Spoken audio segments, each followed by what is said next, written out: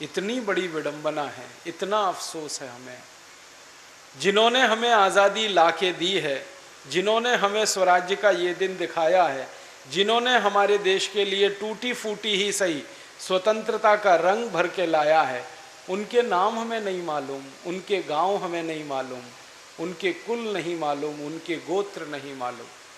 और शायद इसी अंधाधुंधी में इस देश में ऐसे भी मंजर देखने को मिलते हैं जो कभी किसी देश में संभव नहीं है। मैं एक तरफ इस देश में देखता हूँ कि ऐसे भी लोग हैं जो सत्ता प्रतिष्ठानों के शीर्ष स्थान पर मौजूद हैं, जिन्होंने पल पल इस देश से गद्दारी की है, इस देश के समाज से गद्दारी की है, इस राष्ट्र की अस्मिता से गद्दारी की है। वो इस देश में संपूर्ण सत्ता के शीर्ष पर बैठे हुए दिखाई देते हैं, और जिन्होंने सब कुछ अपने देश के लिए बलिदान किया है, उनके पुरखे, उनके पूर्वज इस देश में चाय बेचकर अपना गुजारा करते। मैंने मेरी जिंदगी में सबसे खराब दिन एक देखा। एक बार मैं कानपुर सेंट्रल रेलवे स्टेशन पर उतरा। अक्सर मैं जाता रहता हूँ, लेकिन वो दिन मैं नहीं भूल पाया कभी। कानपुर सेंट्रल रेलवे स्टेशन पर उतरने के बाद अचानक से मेरे फ़ोन की घंटी बजी और मैं फ़ोन सुनने के लिए रुक गया। जहाँ मैं रुका था उसके सामने छोटी सी एक चाय की दुकान थी। उस चाय की दुकान पर एक माँ और एक बेटी आपस में चर्चा कर रहे थे। चर्चा का विषय था कि हम गरीब क्यों हैं और कुछ लोग इस देश में बहुत अमीर क्यों हैं। तो माँ अपनी बेटी को समझाने की कोशिश कर रही थी। मेरे फ़ोन की वार्ता पूरी होने के बाद मैं भी उन दोनों के पास चला गया। मैंने जानने की कोशिश की कि आप ये जो गंभीर चर्चा कर रहे हैं, ये तो भारत की संसद में होनी चाहिए, और हमारी संसद अगर ये चर्चा नहीं कर सकती है तो इससे ज़्यादा शर्म की बात हमारे लिए क्या हो सकती है। मैंने जिज्ञासावश उन दोनों का परिचय पूछ लिया तो मेरी आंख से आंसू निकल आए। वो दोनों अमर शहीद तात्या टोपे के परिवार के लोग थे। उनको इस देश ने चाय बेचने के काम पर लगा रखा है, और जिन्होंने अंग्रेजों के साथ दोस्ती करके इस देश से गद्दारी की थी, उनको इस देश ने मुख्यमंत्रियों के पदों पर बिठा रखा है। आप जानते हैं कुछ परिवार ऐसे हैं जिन्होंने हर क्षण हर पल इस देश के क्रांतिकारियों के खिलाफ काम किया, देश की आज़ादी के खिलाफ काम किया, देश की स्वतंत्रता के खिलाफ काम किया। ऐसे परिवार इस देश की सत्ता व्यवस्था में हों और जिन्होंने सब कुछ न्यौछावर कर दिया, उनके परिवार के लोग चाय बेचें इस देश में, क्या यही दिन देखने के लिए देश आज़ाद हुआ है? हमारे देश में एक सिंधिया परिवार है जिन्होंने जिंदगी भर अंग्रेजों की सेवा की है, जिन्होंने झांसी की रानी लक्ष्मीबाई को मरवाने में बहुत बड़ी भूमिका अदा की है, जिन्होंने अंग्रेजों को अपनी फौज देकर, जिन्होंने अंग्रेजों को अपने सैनिक देकर क्रांतिकारियों पर हमले करवाए थे। उस परिवार के लोग इस देश में मुख्यमंत्री बनकर कुर्सी को सुशोभित करें और अमर शहीद तात्या टोपे के परिवार के लोग चाय बेचते फिरें, इससे बड़ा अपमान इस देश में कुछ नहीं हो सकता। एक और परिवार है ऐसा ही इस देश में। पंजाब में एक पटियाला राजघराना है जिन्होंने अंग्रेजों की सबसे ज़्यादा मदद की थी और पंजाब राज्य को अंग्रेजों के हाथों लुटवाया था। उस पटियाला राजघराने के व्यक्ति कैप्टन अमरिंदर सिंह को मुख्यमंत्री बना दिया जाए और अमर शहीद तात्या टोपे के परिवार के लोगों को चाय बेचने के लिए मजबूर कर दिया जाए, ऐसा हिंदुस्तान तो हमने कभी सपने में नहीं सोचा था। कभी हमारी कल्पना नहीं थी कि ऐसा देश बनेगा। शहीदों ने भी अगर ये सोचा होता कि ऐसा ही देश बनेगा तो शायद वो भी शहादत नहीं देते। उन्होंने तो ये सोचकर अपने जीवन को कुर्बान किया कि हम नहीं, हमारे आने वाली पीढ़ी इस देश में स्वतंत्रता का मंजर देखेगी और शहीदों के सपनों का सम्मान होगा, उनके आदर्शों का सम्मान होगा। शहीदों के सपनों का भारत बनेगा, उनके आदर्शों का भारत बनेगा। लेकिन आज़ादी के 62 साल के बाद भी बन नहीं पाया। ऐसा ही हुआ। जिस समाज में गद्दारों का सम्मान होने लगे, जिस समाज में विश्वासघातों को कुर्सियां मिलने लगें, जिस समाज में गद्दार और विश्वासघातियों को सत्ता शिखर पर पहुंचाने का काम होने लगे और शहीदों के परिवारियों को चाय बेचकर जिंदगी चलाने का इस देश में ऐलान होने लगे, तो इस देश की क्या दशा होगी, क्या दशा होगी। आप सोचें अपने दिल दिमाग से और तय करें। मुझे तो बहुत ख़राब लगता है, बहुत क्रोध आता है, बहुत गुस्सा आता है इस देश की व्यवस्था पर। इतना महत्वपूर्ण इस देश की कुर्बानी का एक आधार, और दूसरा आज़ादी मिलते ही शहीदों को भूल जाना इस देश में कैसे संभव हुआ है। मैं थोड़े दिन पहले पंजाब गया था। पंजाब में अमृतसर गया था। अमृतसर से पाकिस्तान सीमा पर गया था। एक गांव में दर्शन करने गया था। और दर्शन किसका करने गया था? अमृतसर और पाकिस्तान की सीमा पर एक छोटा सा गांव है हुसैनी वाला। उस हुसैनी वाला में अमर शहीद भगत सिंह, अमर शहीद सुखदेव, अमर शहीद राजगुरु की समाधियां हैं। जैसे आपके शहर में अमर शहीद तात्या टोपे की समाधि है, वैसे ही हुसैनी वाला में भगत सिंह, राजगुरु और सुखदेव की समाधि बनी हुई है।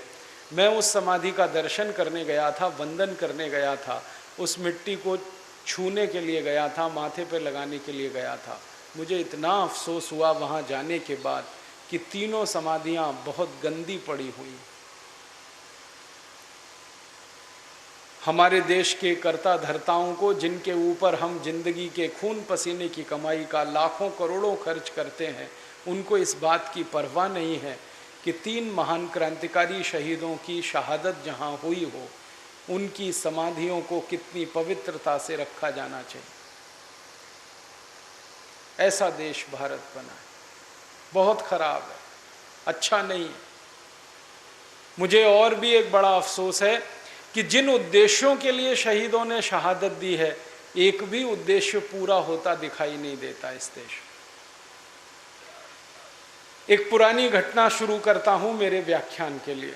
अमर शहीद भगत सिंह, अमर शहीद चंद्रशेखर आज़ाद, अमर शहीद मनमथनाथ गुप्त, अमर शहीद सचिंद्रनाथ लाहड़ी, अमर शहीद राम प्रसाद बिस्मिल, इन सब लोगों ने मिलकर एक संगठन बनाया था।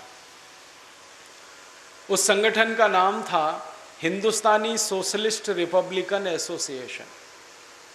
ये संगठन वाराणसी में बना था। सन 1924 में इसकी स्थापना हुई थी। इस संगठन की स्थापना के समय ये सारे क्रांतिकारियों ने मिलकर एक घोषणा पत्र जारी किया था, जिसको आज की राजनीतिक भाषा में मैनिफेस्टो कहते हैं। शहीदों ने घोषणा पत्र जारी किया था और वो घोषणा पत्र ये सारे शहीदों के हस्ताक्षर से जारी हुआ था। बहुत दिनों के बाद मेरे जैसे आदमी को वो घोषणा पत्र दिल्ली के राष्ट्रीय अभिलेखागार में पड़ा हुआ मिला, और ऐसी जगह पड़ा हुआ मिला जो कहने लायक नहीं। हमारे देश के बड़े बड़े जो सरकारी प्रतिष्ठान हैं, उनमें कुछ कचरा घर होता है, कूड़ा घर होता है, तो ऐसे ही कचरा घर में भारत के क्रांतिवीरों का घोषणा पत्र पड़ा हुआ था। लिखा हुआ हाथ से था मनमथनाथ गुप्त का, सचिंद्रनाथ लाहड़ी का, भगत सिंह की हाथ की लिखावट थी उस पर। मैं इन क्रांतिकारियों के पत्र पढ़ता रहा हूँ अपने जीवन में, लिखावट मुझे पहचान में आ गई। मैंने वो कचरे के ढेर से कागज़ निकाल लिया, किसी तरह उसको पलटने की कोशिश की तो कागज़ फट गया, क्योंकि बहुत पुराना हो चुका था। मैंने उस अभिलेखागार के डायरेक्टर को ले जाकर वो प्रस्तुत किया कि इतनी महत्व की चीज़ है और ये कूड़े के टोकरे में पड़ी है, कचरे के डिब्बे में पड़ी है, इसको तो बहुत सुरक्षित स्थान पर होना चाहिए था। तो उस आदमी ने जवाब दिया, जो सरकारी कर्मचारी था, उसने कहा, राजीव भाई, सारा देश ही कचरे के टोकरी में पड़ा हुआ है, कूड़े के डिब्बे में पड़ा हुआ है, इसका क्या कहें।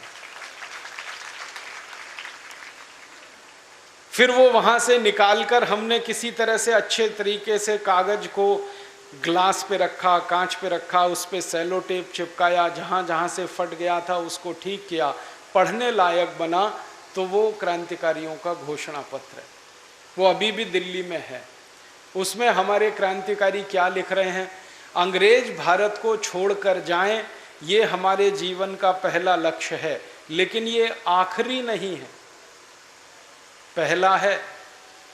अंग्रेज भारत छोड़कर जाएं, ये हमारे जीवन का पहला लक्ष्य है, लेकिन ये आखिरी नहीं है। माने अंग्रेज चले जाएं, उससे हमारी लड़ाई खत्म नहीं होती, शुरू होती है लड़ाई। अंग्रेज जाएं, ये पहला लक्ष्य है। दूसरा लक्ष्य क्या है?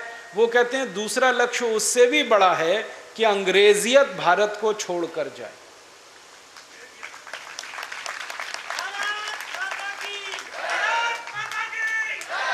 अब आप पूछेंगे अंग्रेजियत का मतलब? अंग्रेजियत का मतलब अंग्रेजों की बनाई व्यवस्था, अंग्रेजों के बनाए कानून, अंग्रेजों की बनाई गई नीतियां, अंग्रेजों के बनाए गए सारे के सारे तंत्र, इसको एक शब्द से कहा जाता है अंग्रेजियत। अंग्रेजों की भाषा, अंग्रेजों की भूषा, अंग्रेजों का भोजन, अंग्रेजों की भेषज, अंग्रेजों की वस्तुएं, अंग्रेजों की पाठ्यक्रम, अंग्रेजों की शिक्षा व्यवस्था, अंग्रेजों की कानून व्यवस्था, न्याय व्यवस्था, अंग्रेजों की प्रशासनिक व्यवस्था, अंग्रेजों की कर व्यवस्था, ये सारा का सारा जो तंत्र है, ये पूरा हिंदुस्तान से चला जाए, ये क्रांतिकारियों का दूसरा लक्ष्य। फिर उस घोषणा पत्र में लिखा गया कि भारत देश को अंग्रेजों ने लूट लूट कर गरीब बना दिया, वरना भारत कभी गरीब देश नहीं था। तो अंग्रेजों की लूट के चलते जो भारत में गरीबी आई है, ये गरीबी जल्दी से दूर हो और भारत फिर से समृद्धशाली और एक संपत्तिवान देश बने। भारत के किसान, भारत के मजदूरों को इस देश में इतना सम्मान मिले जितना पिछले 250 साल में उन्हें कभी नहीं मिला, जिसके वो हमेशा हकदार रहे। फिर आगे का लक्ष्य वो कहते हैं कि हमारा ऐसा है कि साधारण से साधारण नागरिक इस देश में इतने सम्मान से जिए जैसे कि कोई करोड़पति और अरबपति जीता है। पैसे का आधार लेकर इस देश में सम्मान ना हो, व्यक्ति का सम्मान हो, उसके कर्म का सम्मान हो, उसके कार्यों का सम्मान हो, उसके कर्तव्य का सम्मान हो। पैसा तो आना और जाना है, उसका सम्मान तो कोई व्यवस्था को कायम रखने वाला हो नहीं सकता। कर्म को आधार बनाकर हम सम्मान करें इस देश के साधारण नागरिकों का। फिर उस घोषणा पत्र में शहीदों की तरफ से लिखा गया कि हमारे हाथ में 5 उंगलियां हैं। देखिए कितनी गहरी बात उस पत्र में लिखी है। वो कहते हैं हमारे हाथ में 5 उंगलियां हैं, कोई भी उंगली दूसरे के बराबर नहीं है, लेकिन कोई भी उंगली दूसरे से बहुत ज़्यादा छोटी या बहुत ज़्यादा बड़ी भी नहीं है। इन उंगलियों की छोटाई और बड़ाई बहुत मामूली है। तो हमारे देश में अमीर और गरीब के बीच में इतना ही मामूली अंतर होना चाहिए जितना हाथ की उंगलियों का अंतर है। ये हमारे उद्देश्यों में शामिल है। ऐसे कर करके उस घोषणा पत्र में शहीदों ने 29 बिंदु लिखे हैं। वो सब हस्तलिखित है। इस देश के लिए इतिहास है, और वो इतिहास है जिस पर इस देश की संसद में बहस होनी चाहिए, विधानसभाओं में बहस होनी चाहिए कि आखिर हमारे शहीदों के सपने क्या थे जिसके लिए वो अपने को कुर्बान कर गए। अंत में उस घोषणा पत्र में लिखा है कि भारत के सारे नौजवानों से इस बात की अपील है कि हम तो अपने जीवन में जीते जी इन उद्देश्यों को पूरा करने के लिए मर जाएंगे, खप जाएंगे, लेकिन आने वाली पीढ़ी के नौजवान इन्हीं उद्देश्यों की पूर्ति के लिए हमारे बनाए रास्ते पर आते रहें, अपने को खपाते रहें और इस देश के लिए न्यौछावर करते रहें। एक वाक्य शहीद आजम भगत सिंह ने लिखा अपने पेन से, और वो लिखते हैं कि भारत आज़ाद होगा, इसको दुनिया की कोई शक्ति रोक नहीं सकती। और उन्होंने उसमें ये भी लिख दिया कि मैं आज कह रहा हूँ कि भारत लगभग 15 साल के बाद आज़ाद होगा, इसे कोई रोक नहीं सकता। लेकिन आज़ादी के बाद का भारत कैसा होगा, इस पर हम सभी को बहुत आशंका है, हमारे मन में बहुत अविश्वास है। क्योंकि भारत की आज़ादी के बाद भारत अगर अपने रास्ते पर चलेगा, स्वदेशी के रास्ते पर चलेगा, स्वावलंबन के रास्ते पर चलेगा, तो हमारी आत्मा को सुकून मिलेगा। लेकिन आज़ादी के बाद अगर ये भारत फिर विदेशी और गुलामी के रास्ते पर चल पड़ा तो हमारी शहादत बेकार जाएगी। इसलिए भारतवासियों से हमें अपील करनी है, निवेदन करना है कि आज़ादी तो बड़ी बात नहीं है, वो तो आ ही जाएगी, लेकिन आज का भारत आप कैसा बनाएंगे वो बहुत महत्व की बात होगी। ऐसा घोषणा पत्र भगत सिंह, चंद्रशेखर आज़ाद, राम प्रसाद बिस्मिल, मनमथनाथ गुप्त, शचीन्द्रनाथ लाहिड़ी, ठाकुर रोशन सिंह, इन सब ने मिलकर लिखा था। ये सारे के सारे क्रांतिकारी थे जो हिंसा के रास्ते पर चलकर देश को आज़ाद कराना चाहते थे। कुछ ऐसे भी क्रांतिकारी थे इस देश में जो अहिंसा के रास्ते पर चलकर देश को आज़ाद कराना चाहते। उनमें से महात्मा गांधी एक थे। महात्मा गांधी के साथ काम करने वाले आचार्य विनोबा भावे एक थे। उन दोनों के साथ काम करने वाले पुरुषोत्तम दास टंडन एक थे। तो कुछ ऐसे भी क्रांतिवीर थे जो अहिंसा के रास्ते पे चलकर देश को आज़ाद करना चाहते थे। और जो अहिंसा वाले क्रांतिकारी थे उन्होंने भी अपना एक घोषणा पत्र बनाया था, और उनका घोषणा पत्र 1946 में पूरे देश के सामने आया था। क्रांतिकारियों का घोषणा पत्र 1924 में आ गया। उनके कुछ समय के बाद अहिंसावादियों का घोषणा पत्र 1946 में आ गया। और 46 का जो घोषणा पत्र है और 1924 का, दोनों में बहुत सारी समानताएं हैं। पहला बिंदु उसमें भी यही है कि हमें संपूर्ण आज़ादी चाहिए, पूर्ण स्वतंत्रता चाहिए, पूर्ण स्वराज्य चाहिए। दूसरा बिंदु ये है कि अंग्रेज चाहें तो इस भारत में मेहमान बनकर रहें, लेकिन अंग्रेजियत हमें इस देश में बिल्कुल नहीं चाहिए। उस अंग्रेजियत को इस देश से हमें विदा करना है हर एक पल में। तीसरा बिंदु है कि अंग्रेजों के बनाए गए कानून, अंग्रेजों की बनाई गई व्यवस्थाएं, ये सब हमें बदलनी है, ये हमें नहीं चाहिए। चौथा बिंदु है गरीबी, भूखमरी, बेकारी इस देश से दूर होनी चाहिए। और ऐसा करके एक लंबा घोषणा पत्र अहिंसावादी क्रांतिकारियों का है। ये हिंसा के रास्ते पर चलकर देश को आज़ाद कराने वाले और अहिंसा के रास्ते पर चलकर देश को आज़ाद कराने वाले दोनों ही क्रांतिकारियों को मैं कैंची की तरह मानता हूँ। आप जानते हैं कैंची के दो हिस्से होते हैं, एक हिस्से को हिंसावादी मानता हूँ, एक को अहिंसावादी। दोनों ही मिलकर काटने का काम कर रहे थे अंग्रेजों की गुलामी को, और दोनों ही महत्वपूर्ण थे अपने अपने तरीके से। महत्वपूर्ण क्या बात है, सपने दोनों के एक ही हैं, रास्ते अलग अलग हैं। कुछ क्रांतिकारियों का रास्ता है कि अंग्रेजों से लड़ो भिड़ो, उनको मार डालो, खत्म करो और इस देश को आज़ाद करो। कुछ क्रांतिकारियों का रास्ता है कि अंग्रेजों को भारत छोड़ने के लिए मजबूर करो, ऐसी परिस्थितियां निर्माण करो। लेकिन उद्देश्य एक ही है, अंग्रेजों को हटाना है, स्वतंत्रता को लाना। उद्देश्य में कहीं कोई मतभेद नहीं है, आदर्शों में कहीं कोई मतभेद नहीं है। ये हमें समझने की बात है। उद्देश्य और आदर्श अगर एक ही हैं क्रांतिकारियों के, तब तो होना ये चाहिए था कि आज़ादी आते ही 15 अगस्त 1947 के बाद तुरंत इस देश की संसद को, इस देश की विधानसभाओं को इस काम के लिए लग जाना चाहिए था कि आखिर शहीदों ने इस देश के लिए जो सपना देखा हम उसको कैसे पूरा करें, क्या क्या हम इस देश में करें कि शहीदों का सपना पूरा हो जाए। ये हमारी संसद और विधानसभाओं का काम होना चाहिए था। लेकिन दुर्भाग्य इस देश का ये हुआ कि इस देश की संसद और विधानसभाओं ने 62 साल ऐसा कोई काम नहीं किया जिससे किसी शहीद के एक सपने को भी पूरा किया जा सके।